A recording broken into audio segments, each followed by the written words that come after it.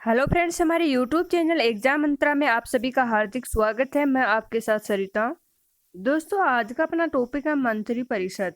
तो मंत्री परिषद से संबंधित जो भी इम्पोर्टेंट क्वेश्चन है, एग्जाम्स में आए हुए क्वेश्चन है, वो सारे इम्पोर्टेंट क्वेश्चन है। दोस्तों, ये क्वेश्चन बार बार एग्जाम्स में रिपीट होते रहते हैं, तो इस वीडियो को आप शुरू से लेकर अंत तक जरूर देखना। बीच में से कहीं से भी स्किप मत करना। अगर आप एग्जाम मंत्रा यूट्यूब चैनल पर पहली बार विजिट कर रहे हो तो इस चैनल को आप सब्सक्राइब जरूर करें। इस वीडियो को शुरू करने से पहले एक बार इस वीडियो को आप ज़्यादा से ज़्यादा शेयर करें ताकि अपने सभी साथियों को इस वीडियो का फायदा मिल सके। तो चलो दोस्तों, आज की वीडियो को अपन शुरू करते हैं। बहुत ही इंपॉर्टेंट क्वेश्चन है, सारे क्वेश्चन दोस्तों एग्जाम्स में आए हुए क्वेश्चन है, तो आप इस वीडियो को ध्यान से देखना। प्लीज ज़्यादा से ज़्यादा शेयर करना और इस चैनल को सब्सक्राइब करना। तो चलो दोस्तों, अपन शुरू करते हैं। अपना टॉपिक क्या है? मंत्री परिषद।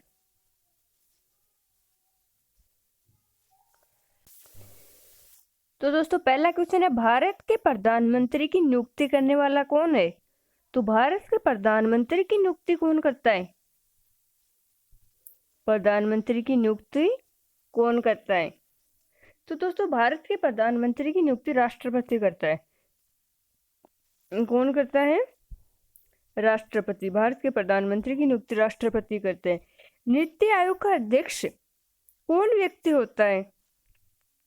नीति आयोग का अध्यक्ष कौन व्यक्ति होता है? तो दोस्तों, प्रधानमंत्री नीति आयोग के अध्यक्ष होते हैं। कौन होते हैं? प्रधानमंत्री। संघीय मंत्रिमंडल की बैठक का सभापति कौन व्यक्ति होता है? जो संघीय मंत्रिमंडल होती है उसकी बैठक का सभापति कौन होता है? तो दोस्तों, प्रधानमंत्री होता है, वो संघीय मंत्रिमंडल की बैठक का व्यक्ति होता है। कौन होता है?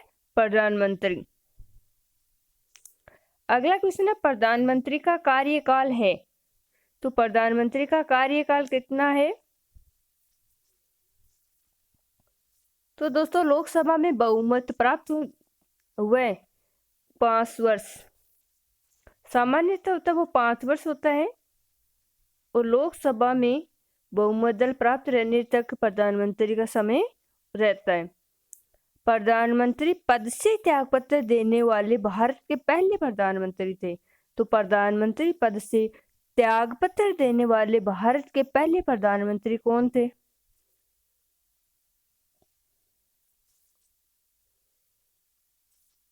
तो दोस्तों, मोरारजी देसाई। मोरारजी देसाई पद से त्यागपत्र देने वाले भारत के पहले प्रधानमंत्री थे। मोरारजी देसाई। दोस्तों, मोरारजी देसाई जी का जो समय काल है वो है 24 मार्च 1977 से 28 जुलाई 1979 तक। 24 मार्च 1977 से लेकर 28 जुलाई 1979 तक मोरारजी देसाई का कार्यकाल है। दोस्तों, मोरारजी देसाई एकमात्र ऐसे प्रधानमंत्री हैं जिनका जन्मदिन 4 वर्ष के बाद आता है। तो बताओ, मोरारजी देसाई का जन्मदिन 4 वर्ष के बाद कैसे आता है? क्योंकि इनका जन्म 29 फरवरी को हुआ था। कब हुआ था? मोरारजी देसाई को जो जन्म है वह 29 फरवरी को हुआ था। एकमात्र ऐसे प्रधानमंत्री हैं जिनका प्रति वर्ष यानी प्रति 4 वर्ष के बाद में इनका जन्मदिन आता है। दोस्तों, यही एकमात्र प्रधानमंत्री हैं जो अपने पद से त्यागपत्र दिया था। और सबसे ज्यादा उम्र के प्रधानमंत्री भी यही बने थे। जब ये प्रधानमंत्री बने थे 1977 में, तो इनकी उम्र 81 वर्ष थी। मोरारजी देसाई की उम्र क्या थी? 81 वर्ष थी। अगला क्वेश्चन है, सबसे अधिक समय तक प्रधानमंत्री रहने वाले कौन है? सबसे अधिक समय तक प्रधानमंत्री रहने वाले व्यक्ति कौन थे? तो दोस्तों, सबसे अधिक समय तक प्रधानमंत्री रहने वाले कौन थे? प्रथम प्रधानमंत्री जवाहरलाल नेहरू, जो 16 वर्ष तक रहे थे। कितने वर्ष तक रहे थे? सबसे अधिक समय तक जवाहरलाल नेहरू, जो 16 वर्ष तक रहे थे। 15 अगस्त 1947 से लेकर 27 मई 1964 तक ये प्रधानमंत्री पद पर रहे थे। प्रधानमंत्री बनने के लिए न्यूनतम आयु क्या है? बताओ, प्रधानमंत्री बनने के लिए न्यूनतम आयु कितनी है? तो दोस्तों, प्रधानमंत्री बनने के लिए न्यूनतम जो आयु है वो 25 वर्ष है। कितनी है? 25 वर्ष। अगला क्वेश्चन है, संसदीय शासन प्रणाली सबसे पहले किस देश में लागू हुई? संसदीय शासन प्रणाली सबसे पहले किस देश में लागू हुई?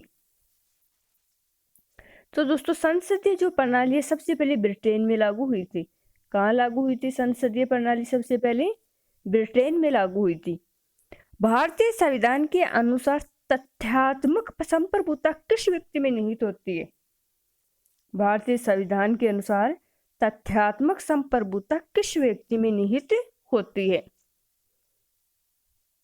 तो दोस्तों तथ्यात्मक संप्रभुता है वो प्रधानमंत्री में निहित होती है। किस में होती है? प्रधानमंत्री में। भारत के पहले प्रधानमंत्री कौन थे? तो मैंने आपको अभी अभी बताया था, सबसे अधिक कार्यकाल वाले व भारत के प्रथम प्रधानमंत्री थे जवाहरलाल नेहरू, जो 15 अगस्त 1947 से 27 मई 1964 तक प्रधानमंत्री पद पर आसीन रहे थे। इनका जो करेक्ट कार्यकाल है वो 16 वर्ष 9 माह 13 दिन है। 16 वर्ष 9 माह 13 दिन। कितने प्रधानमंत्रियों की मौत अपने पद पर रहते हुई? तो ऐसे कितने प्रधानमंत्री हैं जिनकी मौत उनके पद पर रहते हुए हुई? तो दोस्तों जवाहरलाल नेहरू, लाल बहादुर शास्त्री और इंदिरा गांधी, 3 ऐसे प्रधानमंत्री हैं जिनके पद पर रहते हुए मृत्यु हुई थी। कौन कौन हुए? जवाहरलाल नेहरू, लाल बहादुर शास्त्री और इंदिरा गांधी।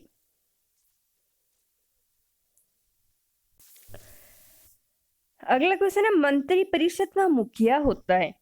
तो मंत्री परिषद का मुखिया कौन होता है? मंत्री परिषद का मुखिया होता है। तो दोस्तों मंत्री परिषद का जो मुखिया होता है वो प्रधानमंत्री होता है। कौन होता है?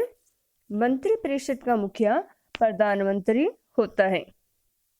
अगला क्वेश्चन है, किसकी सलाह पर राष्ट्रपति लोकसभा भंग कर सकता है? तो किसकी सलाह पर राष्ट्रपति लोकसभा भंग कर सकता है? तो दोस्तों प्रधानमंत्री की सलाह पर, प्रधानमंत्री की सलाह पर ही राष्ट्रपति लोकसभा को भंग कर सकता है। पहली बार जब इंदिरा गांधी प्रधानमंत्री बनी थी तो वह राज्यसभा की सदस्य थी। इंदिरा गांधी जब पहली बार प्रधानमंत्री बनी थी तो वह किसकी सदस्य थी?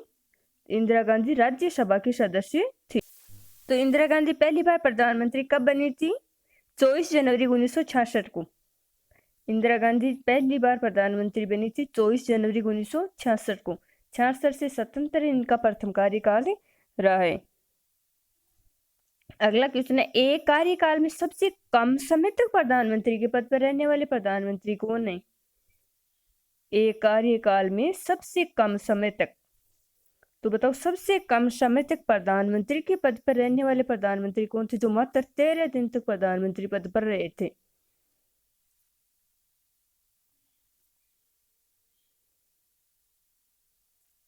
तो वे थे अटल बिहारी वाजपेयी, जो मात्र 13 दिन प्रधानमंत्री बने थे। कौन थे? अटल बिहारी वाजपेयी। कैबिनेट मंत्रियों में सबसे बड़ा कार्यकाल किसका रहा है? लगभग 32 वर्ष केंद्रीय मंत्रिमंडल में रहे। तो कैबिनेट मंत्रियों में सबसे बड़ा कार्यकाल, और कार्यकाल भी कितना? 32 वर्ष तक है। तो कौन थे ऐसे व्यक्ति?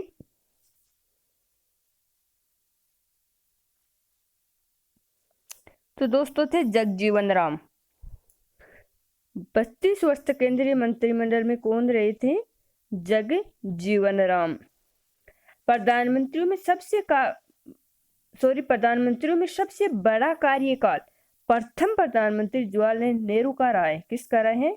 जवाहरलाल नेहरू का। वह कुल 16 साल 9 महीने 13 दिन तक अपने पद पर रहे थे। जवाहरलाल नेहरू का कार्यकाल कितना है? 16 साल 9 महीने 13 दिन। देश की प्रथम महिला प्रधानमंत्री कौन थी?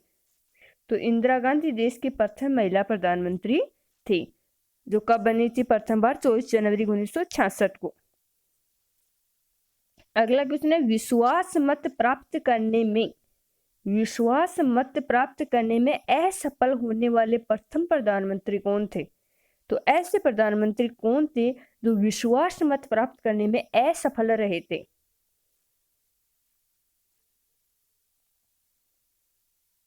तो वह थे विश्वनाथ प्रताप सिंह। कौन थे? विश्वनाथ प्रताप सिंह एकमात्र प्रधानमंत्री थे जो विश्वास मत प्राप्त करने में असफल रहे थे। अगला क्वेश्चन है, भारत सरकार का प्रमुख विधि अधिकारी कौन होता है? भारत सरकार का प्रमुख विधि अधिकारी कौन होता है? तो दोस्तों जो महान्यायवादी है वो देश का प्रथम विधि अधिकारी होता है। क्या होता है? विधि अधिकारी। भारत के सर्वोच्च न्यायालय का एक न्यायाधीश कितनी उम्र तक अपने पद पर बना रह सकता है? तो सर्वोच्च न्यायालय का एक न्यायाधीश कितनी उम्र तक अपने पद पर बना रह सकता है?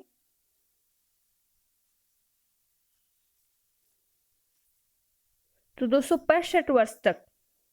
सर्वोच्च न्यायालय में 65 वर्ष तक, और हाई जो अपना ये राज्यों में होते हैं उच्च कोर्ट, उनमें रह सकता है 62 वर्ष तक। हाई कोर्ट में 62 वर्ष और सर्वोच्च न्यायालय में 65 वर्ष। किन राज्यों में साझा उच्च न्यायालय है? तो ऐसे 2 राज्यों के नाम बताओ जिनका साझा उच्च न्यायालय है।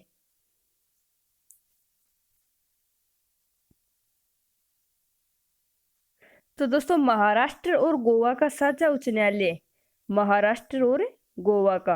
राष्ट्रपति किसकी सलाह पर किसी राज्य के राज्यपाल की नियुक्ति करते हैं?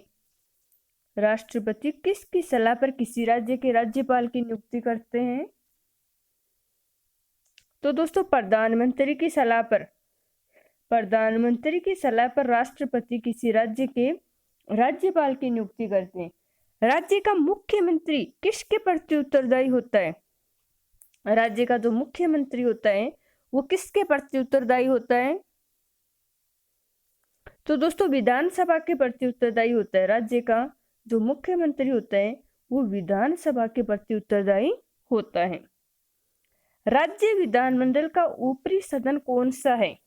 राज्य की जो विधानमंडल है उसका ऊपरी सदन कौन सा है? तो दोस्तों विधान परिषद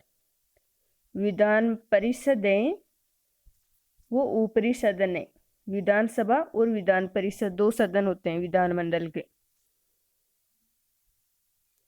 अगला क्वेश्चन है, उस संघ राज्य का नाम बताइए जहां निर्वाचित विधानसभा एवं मंत्री परिषद है। तो उस संघ राज्य का नाम बताना है जहां निर्वाचित विधानसभा एवं मंत्री परिषद है। विधानसभा भी है और मंत्री परिषद भी है। तो वह पुडुचेरी। कौन सा है? जहां निर्वाचित विधानसभा एवं ये दोनों हैं, वो है पुडुचेरी। अगला क्वेश्चन है, भारतीय लोक प्रशासन की स्थापना कब हुई? भारतीय लोक प्रशासन संस्थान की स्थापना कब हुई? तो दोस्तों 1954 में हुई थी। भारतीय लोक प्रशासन संस्था की जो स्थापना है वो 1954 में हुई थी। भारत में सार्वजनिक मताधिकार के आधार पर प्रथम चुनाव संपन्न हुआ। तो भारत में सार्वजनिक मताधिकार के आधार पर प्रथम चुनाव कब संपन्न हुए?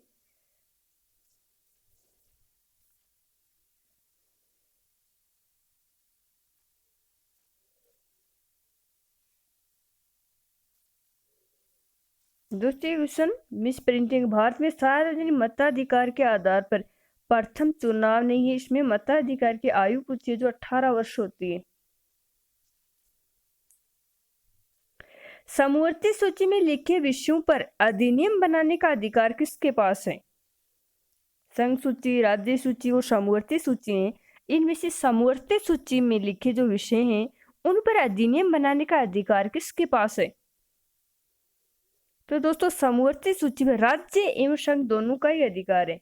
राज्य का भी है एवं संघ का भी है।